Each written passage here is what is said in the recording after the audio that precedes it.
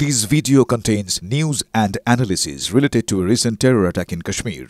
The content may include sensitive visuals and discussions that could be distressing to some viewers. Viewer discretion is advised. We strongly condemn all forms of violence and terrorism. The purpose of the content is solely to inform and create awareness based on verified reports. अरे कम दे किंतु खाटी दे MDH Kashmiri लाल लंकार गुड़ो MDH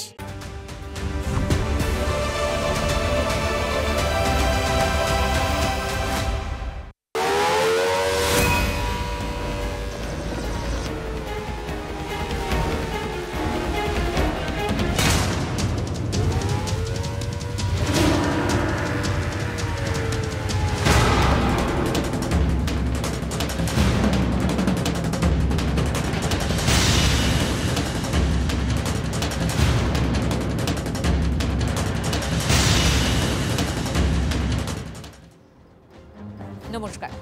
টুকরো টুকরো এই ছবিগুলো বুঝিয়ে দিচ্ছে war mode on. বেজে গেছে যুদ্ধের সাইরেন। সামরিকের পর এবার অসামরিক মহড়া। তৈরি গোটা দেশ। চারদিকে সাইরেনের ধ্বনি। আপনাদের কারো কারো হয়তো মনে আছে নটার সাইরেনের কথা। তবে এটার শুরু হয়েছিল কলকাতাবাসীর ঘুম ভাঙাতে নয়, কাজে বেরোতে হবে তার জন্য তাড়া দিতে নয়, শুরু হয়েছিল অন্য এক কারণে। 1971-এ যখন বাংলাদেশের সঙ্গে যুদ্ধ লাগে তখন বাংলাতেও যুদ্ধের হাওয়া। পাকিস্তান যদি আকাশপথে হামলা চালায় তার জন্য কলকাতায় সাইরেন বাজানো হতো। আর এই সাইরেন বাজানোর ব্যবস্থা পরীক্ষা করতে গিয়ে দেখা গেল অনেক দিন তা ব্যবহার করা হয়নি, ফলে ঠিক মতো কাজ করছে না। সেগুলো সেরে নেওয়া হলো এবং বিশেষজ্ঞরা বললেন এগুলো মাঝে মাঝে ঝালিয়ে নেওয়া দরকার, না হলে দরকারের সময় হয়তো বাঁচবে না। সে কারণেই ঠিক করা হলো ঠিক সকাল 9টায় প্রতিদিন সাইরেন বাজানো। কলকাতাবাসীর কাছে একটা সময় এই 9টার সাইরেন একটা প্রতীকী ব্যাপার হয়ে দাঁড়িয়েছিল। নচিকেতার সেই গান 9টার সাইরেনের সংকেত। আর এবার ফের বাজবে সেই সাইরেন। 54 বছর পর, 54 বছর পর আবার যুদ্ধের সাইরেন। হঠাৎ কেন মক ড্রিলের প্রয়োজন হলো বলুন তো? রাজ্যের কোথায় কেমন ভাবে চলছে এই মহড়া? বিশ্বের আর কোথায় মক ড্রিল জীবনের অঙ্গ? সেই সব তুলে ধরবো আজকের TV9 স্পেশালে। আজকের স্পেশাল যুদ্ধের সাইরেন। আপনাদের সঙ্গে আমি মচিনা।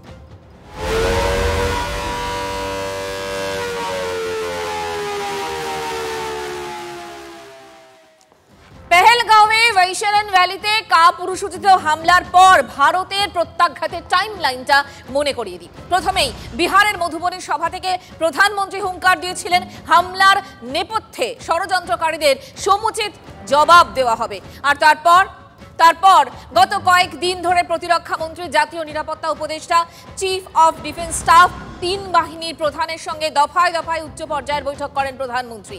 তারই মধ্যে সর্বদল বৈঠকও সেরে ফেলেছেন।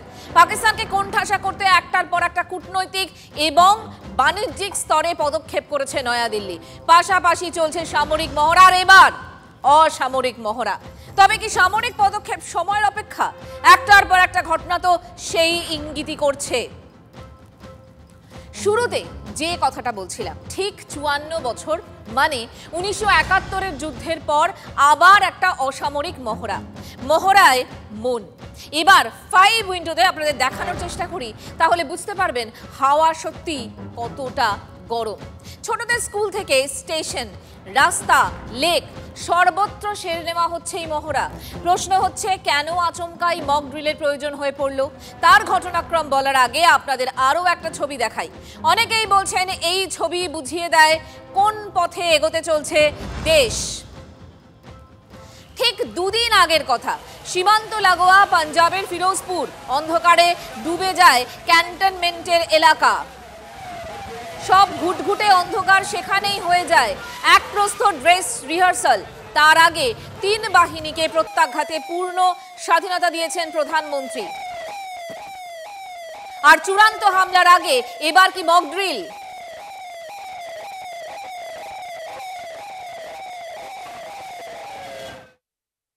যে কোনো যুদ্ধের ক্ষেত্রে প্রাথমিক পদক্ষেপ অভ্যন্তরীণ নিরাপত্তা পরিকাঠামো সম্পূর্ণ সুদৃঢ় রাখা, আর সেই লক্ষ্যেই কেন্দ্রীয় স্বরাষ্ট্র মন্ত্রক প্রত্যেকটি রাজ্যকে যাবতীয় প্রস্তুতি দ্রুত শেষ করার নির্দেশ দিয়েছে।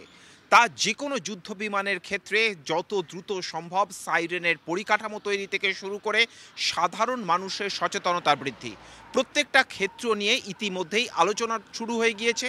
স্বয়ং কেন্দ্রীয় স্বরাষ্ট্র সচিব প্রত্যেক রাজ্যের মুখ্য সচিবের সঙ্গে আলোচনা করেছেন।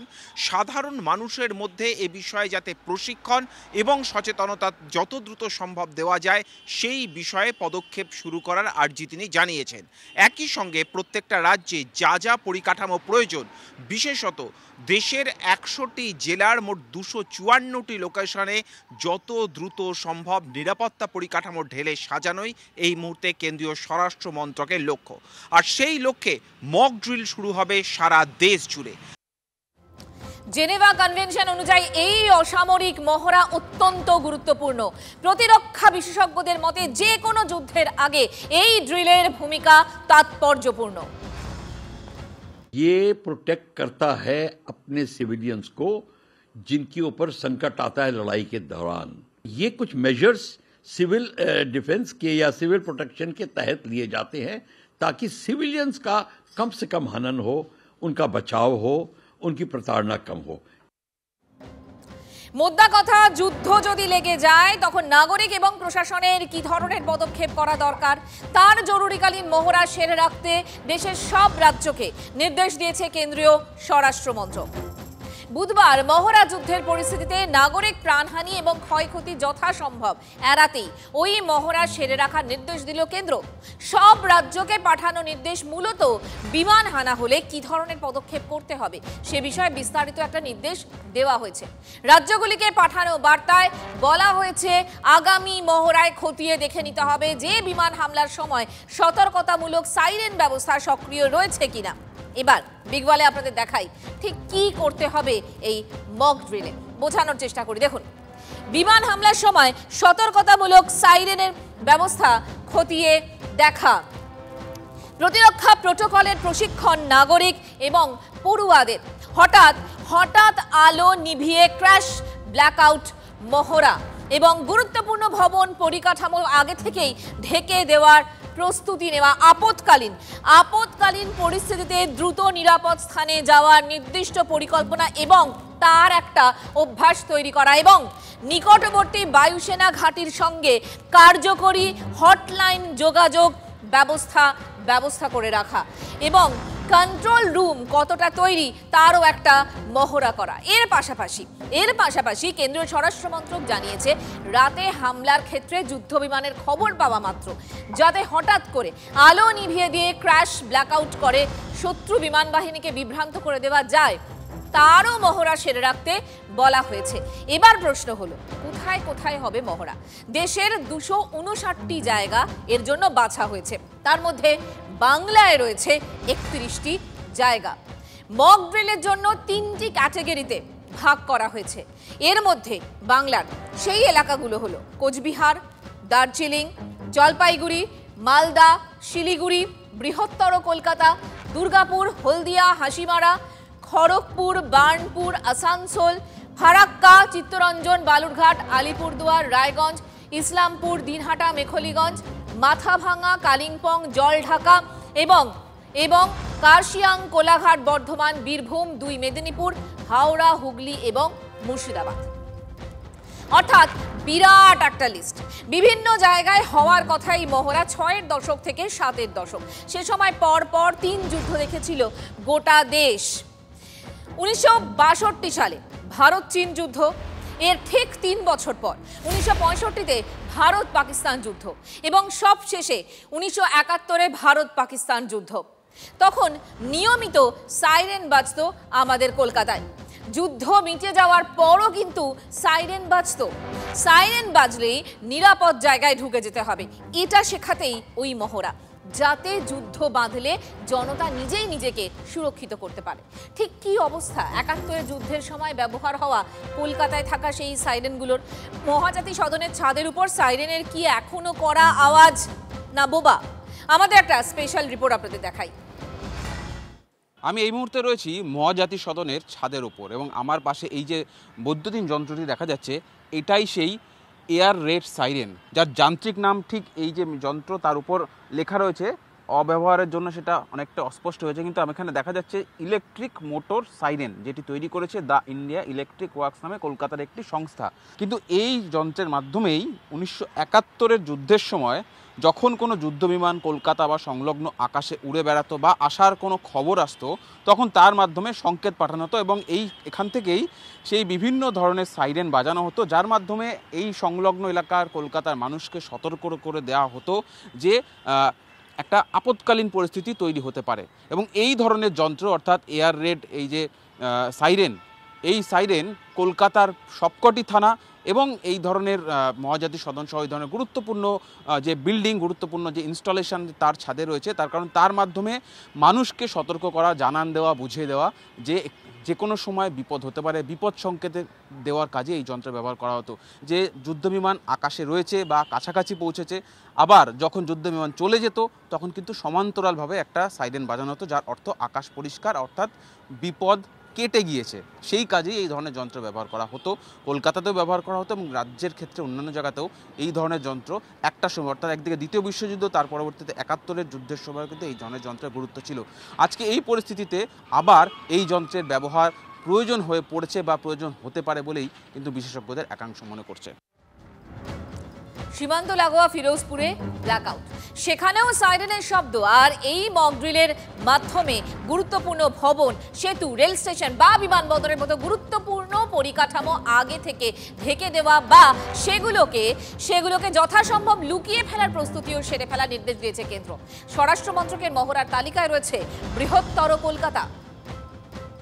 মুক্তিযুদ্ধের সময় কিন্তু সাইরেনটা খুবই ব্যবহার হতো, এবং সেটা শুধু নটা সাইরেন বোধহয় ছিল, যেমন ছিল, কিন্তু যেটা হতো তখন যেহেতু প্লেনে যুদ্ধ হতো এবং রাত্রিরের দিকে বা সন্ধ্যের দিকে তখন ওই প্লেন আক্রমণ হতে পারে, হ্যাঁ, যে গাড়ি আকাশপথে আক্রমণ হতে পারে, এরকম একটা ভেবে সাইরেন বাজানো হতো। এবং আমরা যারা দেশবাসী, আমাদের উদ্দেশ্যে বলা থাকতো যে সন্ধেবেলা মানেই সমস্ত আলো বাতি সব নিভিয়ে দিতে হবে। এই মক ড্রিলে গুরুত্বপূর্ণ ভূমিকা আমি, আপনি এবং পড়ুয়াদের, তাদেরকে বুঝিয়ে দেওয়া হবে। আর এই ড্রিলের মাগে পরে সাইরেনের আওয়াজের ক্ষেত্রেও বেশি কিছু তফাৎ আছে। 3 ধরনের সাইরেন আছে। প্রথমটি প্রি অ্যাটাক ওয়ার্নিং, 1 মিনিট বা তার বেশি সময় ধরে উচ্চ বা নিম্ন স্বরে সাইরেন ওঠানামা করে। দ্বিতীয়টি হচ্ছে অ্যাটাক অ্যালার্ট, এর বৈশিষ্ট্য 2-3 মিনিট ধরে উচ্চ স্বরে সাইরেন বাজতে থাকে। তৃতীয়ত অল ক্লিয়ার সিগন্যাল, যা নিচু স্বরে 1 মিনিটের জন্য 1 বার বা 2 বার সাইরেন বাজানো হয়। কেউ একটা শত্রুপক্ষ বম্বিং করলে সে তো বলে কেউ করবে না। সো আমি কিন্তু মেন্টালি প্রিপেয়ার্ড, সবসময় থাকতে হবে। এটাই হচ্ছে মক ড্রিল, যে যখনই যা করবে আমাকে তৎক্ষণাৎ ব্যবস্থা নিতে হবে। হাই রাইজের টপ সারফেসটা যদি খুব ব্রাইট করে রাখে তাহলে কিন্তু ওগুলো আইডেন্টিফাইড হয়ে যাবে। ওগুলো যতটা পারবে গ্রে টাইপের রাখতে পারলে ভালো হয়, আমার কমন সেন্সে মনে হচ্ছে। ভারত পাক যুদ্ধে মক ড্রিলের সাক্ষী এমন একজনের সঙ্গে আমরা কথা বলেছিলাম। 60 পেরোনো মানুষটির বয়স তখন মাত্র 6। মাথার উপরে আকাশে চক্কর দিচ্ছে শত্রু বিমান, ঘন ঘন সাইরেন বাজছে। যুদ্ধের আবহে স্মৃতি রোমন্থন করলেন ওই প্রবীণ।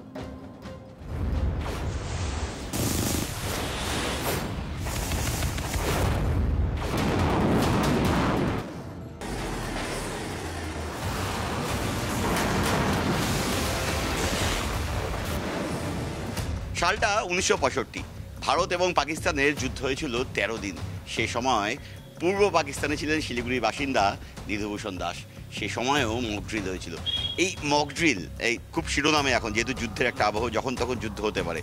কি শেখানো হয়েছিল, কি দেখেছিলেন সেই সময়? যখন এয়ার রেড সাইরেনটা হবে সেই সময়ে আমরা কি করে নিজেদের বাঁচানোর জন্য, আত্মরক্ষার জন্য কোথায় গিয়ে আশ্রয় নেব, কিভাবে আশ্রয় নেব।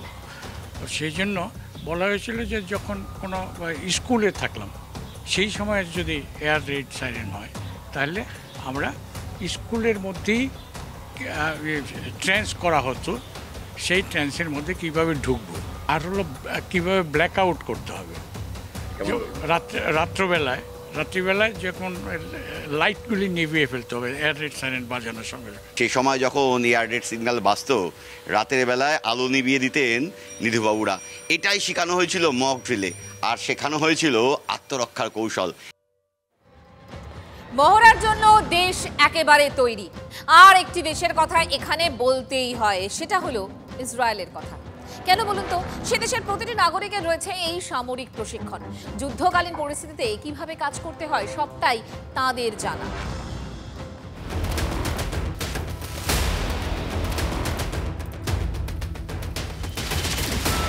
যুদ্ধকালীন পরিস্থিতিতে যে কোনো দেশে অসামরিক প্রতিরক্ষা বা সিভিল ডিফেন্স অত্যন্ত গুরুত্বপূর্ণ, কারণ সাধারণ মানুষ এই আপৎকালীন পরিস্থিতিতে কিভাবে তারা চলবেন, বিপদ থেকে রক্ষা পাওয়ার জন্য যে ন্যূনতম প্রশিক্ষণ, সেই প্রশিক্ষণ দরকার। ইতিমধ্যেই গোটা দেশ জুড়ে সেই প্রশিক্ষণের ব্যবস্থা করা হয়েছে। আর এই প্রসঙ্গেই ইসরায়েল নামক দেশের গুরুত্ব বা তার আলাদা একটা তাৎপর্য রয়েছে, কারণ পলিসিগতভাবে ইসরায়েলে সামরিক বাহিনীতে কাজ করা বাধ্যতামূলক। সেখানকার প্রত্যেক নাগরিককে ন্যূনতম 3 বছর, মেয়েদের ক্ষেত্রে 2 বছর সামরিক বাহিনীতে তাদের কাজ করতে হয়, অর্থাৎ সামরিক প্রশিক্ষণ তাদের প্রত্যেকের রয়েছে।